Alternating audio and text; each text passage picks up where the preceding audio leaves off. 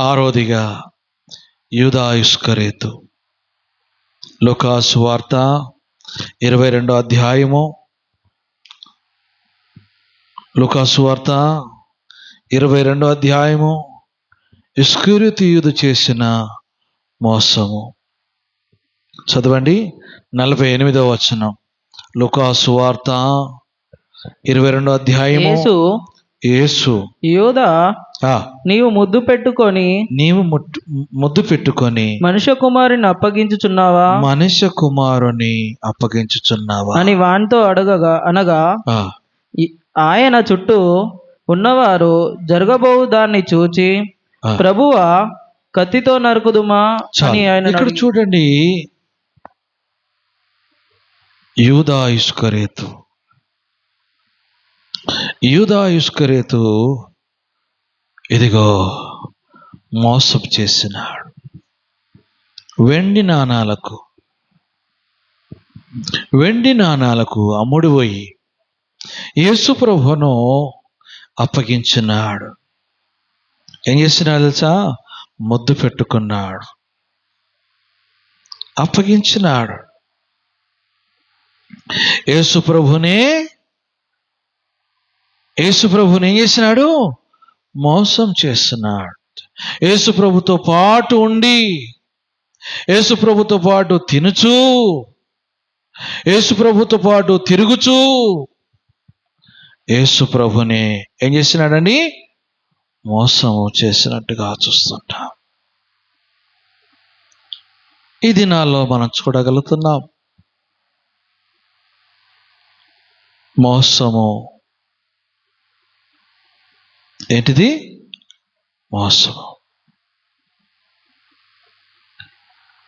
ఈ 6 విషయాలలో మనం చూస్తున్నాం. 7వ విషయం ఏంటిదంటే, మనము కూడా మోసము చేస్తున్నామేమో, మనం కూడా మోసపోతున్నామేమో. ఈ 6 వ్యక్తులలో చూస్తుంటే వీరందరూ మోసము అనే పాపము చేత నష్టపోయిన వారు. ఒకవేళ వారి జీవితంలో ఈ స్థితిని ఉంటే, నీ జీవితంలో మారు మనసు పొందకపోతే, నీ జీవితంలో మారు మనసు పొందకపోతే పరలోక రాజ్యము మనది కాదు.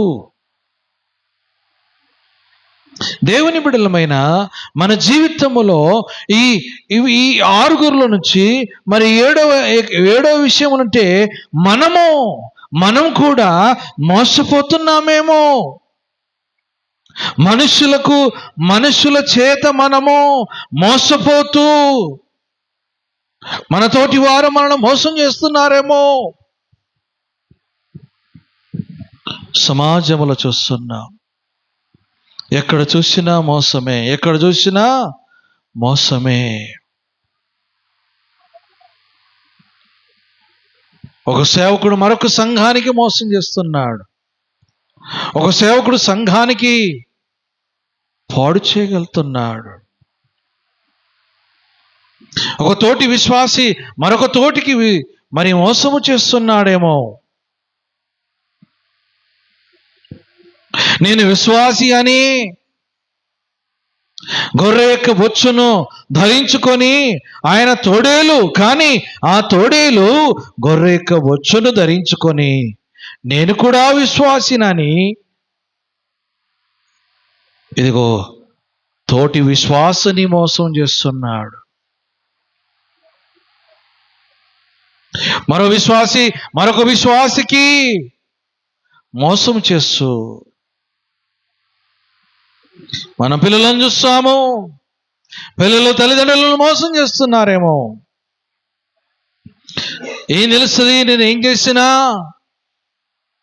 నా తల్లికి తెలుస్తుందా, నా తండ్రికి తెలుస్తుందా అని చేసి పిల్లలు ఈరోజు నా తల్లిదండ్రులను మోసపరుస్తున్నారు. ఎందరో తల్లిదండ్రులు మోసపోతున్నారు, ఎందరో పిల్లలు మోసపోతున్నారు. జాబ్ విషయంలో కావచ్చు, పని విషయంలో కావచ్చు, డబ్బు విషయంలో కావచ్చు, ప్రతి విషయంలో మోసము మోసము చేస్తున్నారు, మోసపోతున్నారు. ఈ దినమున నువ్వు నేర్చుకోవలసినది ఏంటిది అంటే, నీ జీవితంలో వివేచన జ్ఞానం అవసరము, దేవుని జ్ఞానము అవసరమై ఉన్నది. పరిశుద్ధ గ్రంథము ఏ విధంగా తేటపరుస్తున్నది? నిన్ను నీవు మోసపోచుకుండగా నువ్వు జాగ్రత్తగా చూసుకొని దేవుని లేఖనాన్ని మనం చూడగలుగుతున్నాం. దేవుని బిడలమైన మన జీవితాలలో మనం ఏం కలిగి ఉంటున్నాం? మనం అనేక విషయాలలో బైబిల్లో మనం చూస్తున్నాం. దేవుని బిడలమైన మన జీవితాలలో ఏమి కలిగి ఉంటున్నాం? దినాన నీవు నీ జీవితంలో ఏమి కలిగి ఉంటున్నావు? నీ నాలుక చేత నువ్వు ఇతరులని మోసపోయి చేస్తున్నావా? దావీదు కీర్తనలో చూస్తున్నాం. దావీదు మరి 52వ కీర్తన, దావీదు రాసిన కీర్తన 52వ కీర్తనలో దేవుని లేఖనాన్ని మనం చూస్తున్నాము. మరి 2-3 వచనాలు మనం చూస్తున్నాం. చూడండి, మోసము చేయవాడా, వాడిగల మంగలి కత్తి వలె నీ నాలుక నాశనం ఉద్దేశించున్నావా? మేలు కంటే కీడు చేయుటకు, నీతి పలుకుట కంటే అబద్ధము చెప్పుట నీకిష్టమా? కపటమైన నాలుక గలవాడా, అది నాశనకరమైన మాటలే నీకిష్టమా? కావున నీ దేవుడు సదాకాలం నిన్ను అనగగొట్టును. దేవుని బిడ్డలమైన జీవితాలలో నీ నాలుక చేత నీవు ఇతరులను మోసము చేస్తున్నావేమో, నీ నాలుక చేత నీవు ఇతరులను కీడు నాశనము చేయి ఉద్దేశిస్తున్నావేమో. నీ నాలుక వాడిగల మంగలి కత్తి వలె, వాడిగల మంగలి కత్తి వలె కలిగి ఉంటుంది. మోసము చేయవాడా, దేవుని బిడ్డలమైన జీవితాల్లో నువ్వు మోసముతో కలిగి ఉంటున్నావేమో. దేవుని లేఖనాల్లో, దేవుని బిడ్డలమైన మన జీవితాలలో ఎక్కడ చూసినా, ఎక్కడ మనం చూస్తుంటున్నాం, ఏమి కలిగి ఉంటున్నాం? చూసినా మోసాలతో కలిగి ఉన్నాం. మరి ఆ విధంగా నువ్వు మోసపోతున్నావేమో, నీవు ఇతరులను మోసపరుస్తున్నావేమో. దేవుని బిడ్డలమైన మన జీవితాలలో ఏమి కలిగి ఉన్నాడు? దేవుడు నీ పక్షాన ఉన్నాడు. నువ్వు మోసపోయావా? దేవుడు నీ పక్షాన ఉన్నాడు. యోబు గ్రంథము 13వ అధ్యాయము, యోబు గ్రంథము 13వ అధ్యాయము 7వ వచనం చూద్దాం.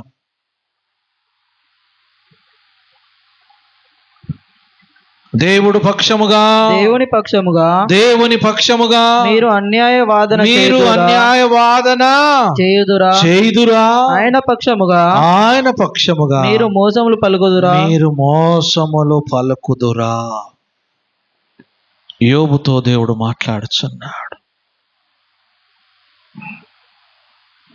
ఈ దినాలలో చూస్తున్నాం, దేవుని పక్షముగా మీరు అన్యాయము వాదన చేయుదురా, ఆయన పక్షముగా మీరు మోసములు పలుకుదురా.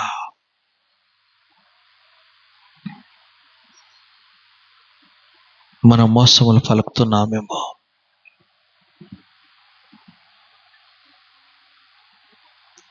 నీ జీవితంలో మోసము చేయవాడా, నువ్వేం కలిగి ఉన్నావు? దేవుని బిడ్డలమైన నీ జీవితంలో నువ్వేం కలిగి ఉంటున్నావు? ఇది నీ జీవితంలో ఏమి కలిగి ఉంటున్నావు? నిర్లక్ష్యంగా కలిగి ఉన్నావా? అదే 12వ అధ్యాయం 20వ వచనం, యోబు గ్రంథము 12వ అధ్యాయము 20వ వచనం. వాక్చాతుర్యము గల వారి పలుకును ఆయన నిరాధకముగా చేయును. పెద్దలను బుద్ధి లేని వారినిగా చేయును.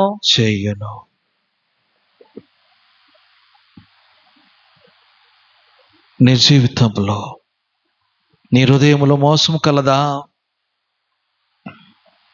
నీ జీవితంలో మోసముతో అభ్యాసము చేసేదవా? దేవుని బిడ్డలమైన ఏం కలిగి ఉంటున్నావు? నీ జీవితంలో ఏమి ఉన్నావు? నీ ఆలోచన ఏమై కలిగి ఉన్నది?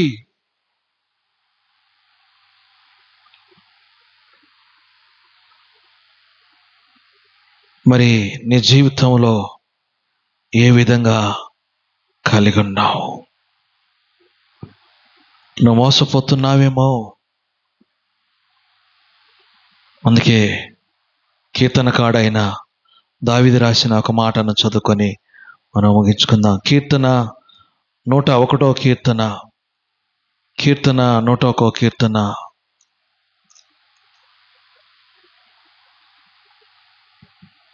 కీర్తన 101 7వ వచనం. మోసం చేయువాడు మోసము చేయువాడు నా ఇంట నివసింపరాదు. నా ఇంట నివసింపరాదు. అబద్ధముల వాడు నా కన్నుల ఎదుట నిలవడు. నా కన్నుల ఎదుట నిలవాడు. మోసము చేయువాడు నా ఇంట నివసించరాదు. ప్రభు సూటిగా నీతో మాట్లాడుచున్నాడు. ఒకవేళ మోసముతో కలిగి ఉంటే నా ఇంటిలో ఉండుటకు నీకు అధికారము లేదు. ఏ ఇల్లండి? హృదయం అనే ఇల్లు. ఏ ఇల్లండి? హృదయమే దేవుని ఆలయం.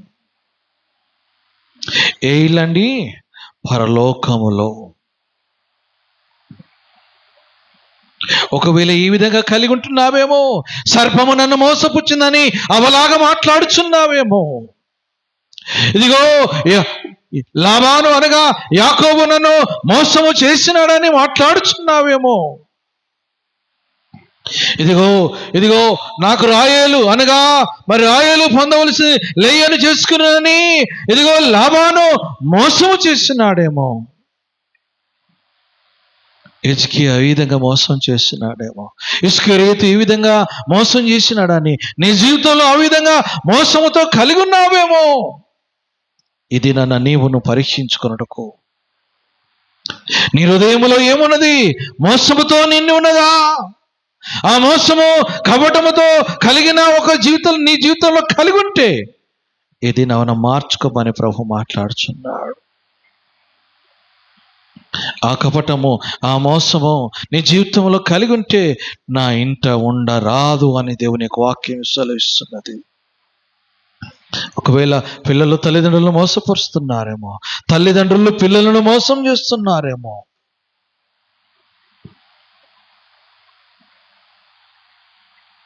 పిల్లలు తల్లిదండ్రులను మోసపరుస్తున్నారు. చూస్తలేమా లోకములో? పిల్లలు తల్లిదండ్రులను మోసపరుస్తున్నారు. దైవ సమాజములో పిల్లలు ఇదిగో తల్లిదండ్రులు తెలియక పిల్లలు ఎక్కడెక్కడో తిరుగుతున్నారు, ఏదేదో చేస్తున్నారు. కానీ మోసము చేయవాడా నా ఇంట్లో ఉండేందుకు అధికారం లేదంటున్నాడు.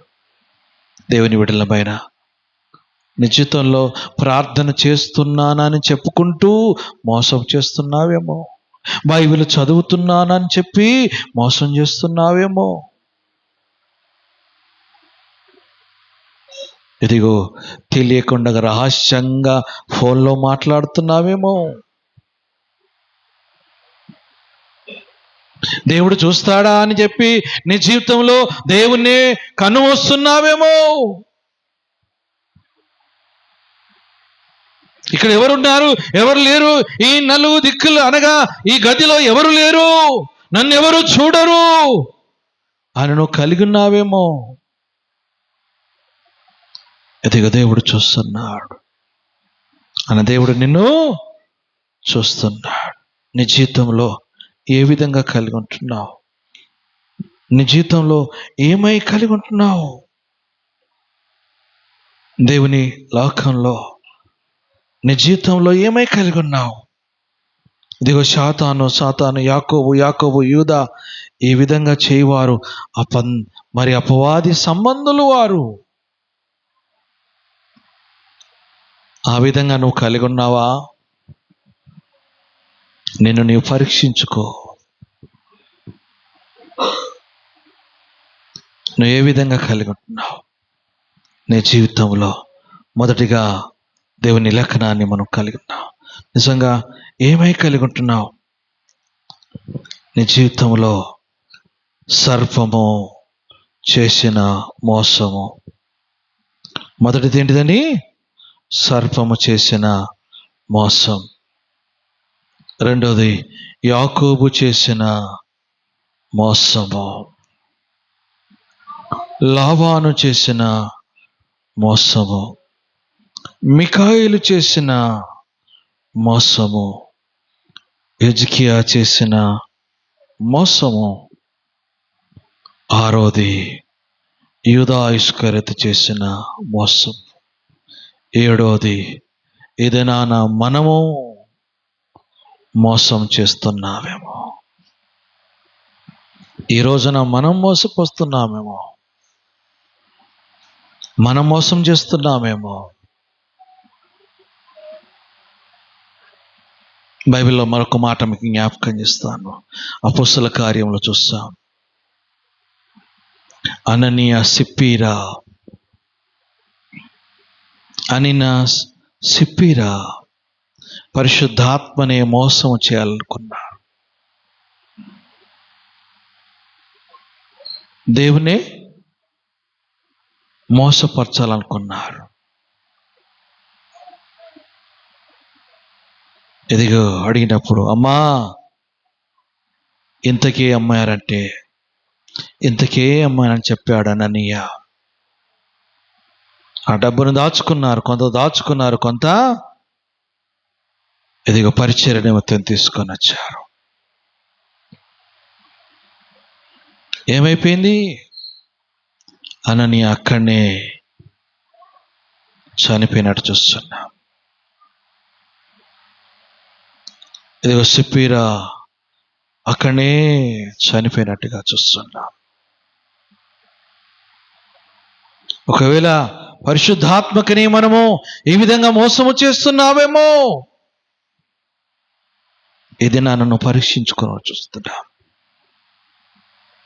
ఈ రోజున తోటి ఇదిగో రక్షించబడి, ఇదిగో సేవకుడు ఎంతో కన్నీరు కార్చి, ఇదిగో 4 ఆత్మలను సంపాదించుకున్న తర్వాత కూడా మరొక సేవకుడు వచ్చి ఇదిగో గద్దలాగా ఎత్తుకొని పోతున్నాడు. ఒక సేవకుడు మరొక సేవకునికి మోసం చేస్తున్నాడు. ఇదిగో డిజిటల్ అని వాడేం చేస్తున్నాడు? ఒక సేవకుని మోసపరుస్తున్నానని అనుకుంటున్నాడు, కానీ పరిశుద్ధాత్మ దేవునికి మోసపరుస్తున్నాడు. ఎవరిని మోసం చేస్తున్నాడండి? పరిశుద్ధాత్మ దేవునికి మోసపరుస్తున్నాడు. ఒకవేళ ఆ సేవకుడు అనుకోవచ్చు, నేను చేసే సేవ ఇదిగో మంచిది, నేను చేసే సేవ ఇదిగో నాణ్యమైనది, నేను చేసే వాక్యము మంచిది అని అనుకుంటున్నాడేమో, కానీ ఒక తోటి సావుకుని మోసపరుస్తున్నావు. అంటే పరిశుద్ధాత్మ దేవుని మోసపరుస్తున్నావు. పరిశుద్ధాత్మ దేవుని మోసం చేసిన వ్యక్తి అననీయ సిప్పీరా ఏమైనారు? ఒకవేళ నువ్వు ఈ విధంగా కలిగి ఉంటున్నావేమో, నువ్వు మోసపోయి ఇతరులను మోసం చేస్తున్నావా?